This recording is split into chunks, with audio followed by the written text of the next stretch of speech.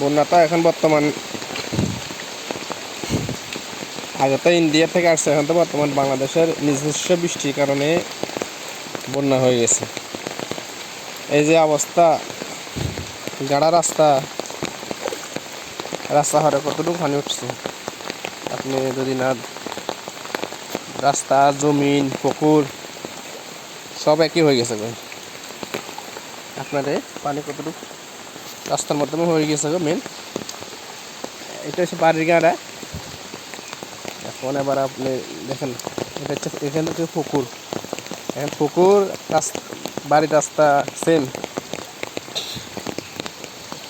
এই দেখেন পানি, আজকে সকাল হতে বৃষ্টি, অনেক বৃষ্টি হইতেছে, বৃষ্টি কোনো শেষ নেই।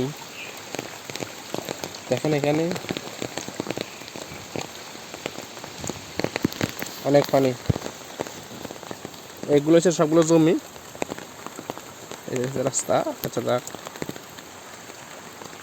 সব এক সমান হয়ে গেছে।